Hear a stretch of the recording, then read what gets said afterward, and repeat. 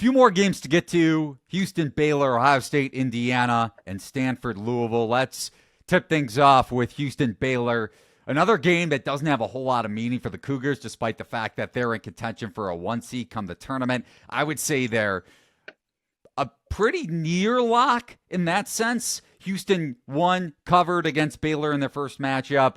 That one coming without Josh Ojungwana in the lineup. That's when Baylor really had to shift to that true small ball lineup with Omir at the 5. I mentioned Baylor winning the Big 12 regular season title, won on senior night despite failing to cover against Kansas. Baylor not on the bubble per se, but projected as a 10 seed, and they could potentially leapfrog Kansas in the Big 12 tournament seeding.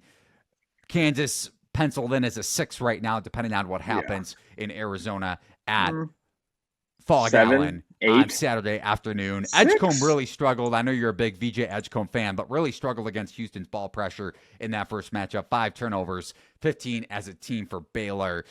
Anything for you on this matchup? Probably stay away from me. We're still putting Kansas at a 6 right now? 6 in the Big 12 tournament, and probably a 6 in the NC2As, yeah. I think it's 7 right now, maybe flirting with 8. Baylor, though, not doing well. I've been a big Baylor fan. Whenever I give up, Eli, teams make me regret giving up. I'm not giving up. I'm not giving up on Scott Drew and the Baylor Bears and the talent on this team. I think you take them here against Houston. I think you bet on them. I think you expect them to win this game. It is what's the difference between this and Marquette? Matchup-wise, I guess. Sure. I mean, I'm a little more Like, concerned. if you're saying, I mean, Houston has it locked up. They've done it. They're on the road. Baylor needs situationally. Yes. Baylor's dying, but they're playing well. So I don't even care about the situational stuff. What I care about is Baylor's playing well, but they're missing, and it's frustrating. It can happen for a whole season. And then guess what? The talent-heavy teams, and I just saw, you talked about our good friend Evan Mia. He just tweeted yesterday comparing talent expectations to performance. And Baylor, UConn, Gonzaga, some of the teams that are doing the worst.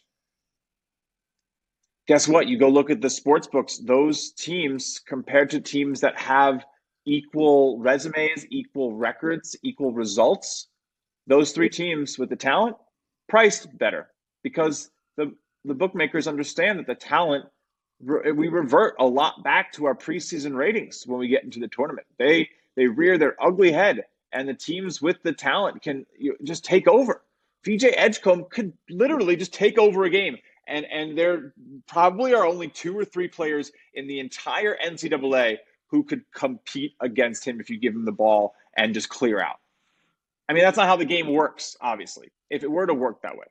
But, if you could just go one-on-one, I would take VJ Edgecombe. Isolation scoring does come into play down the stretch. Of course. Games, though. I'll give you that. But what I'm saying is, and guys can fully take over, right? VJ could be blocking shots, stealing the ball on one side, dishing, passing, swishing, dunking on the other, very easily leading to cataclysmic runs against anyone. And so that's the type of value that they bring. And then on top of that, all you need is Jeremy Roach to not play like trash and hit a couple threes, and they can beat probably anybody because Omir inside is a massive, formidable force to combine with VJ on the wing. I mean, you can hear it. People are excited. They can beat anyone. They can beat anyone.